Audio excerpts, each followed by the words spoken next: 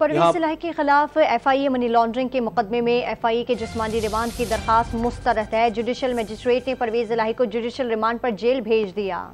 मजीद जानते हैं ton news के नुमाइंदे राना बिलाल से। जी राना बिलाल, अपडेट कीजिएगा।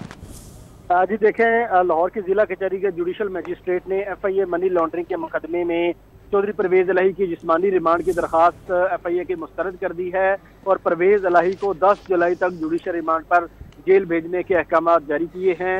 आज FIA की जानिब से चौधरी परवेज इलाही को मनी लॉन्ड्रिंग के एक नए मुकदमे में जेल से गिरफ्तार करके लाहौर की मुकामी अदालत में जिस्मानी रिमांड के लिए पेश किया गया था और FIA ने जो दरखास्त दायर की थी उसमें उन्होंने 14 दिन के जिस्मानी रिमांड की इस्तदा की थी और अदालत से ये रिक्वेस्ट की थी कि उन्होंने तफ्तीश मुकम्मल करने के लिए चौधरी परवेज इलाही का रिमांड मांगा है, इसलिए उनका जिस्मानी रिमांड मंजूर किया जाए।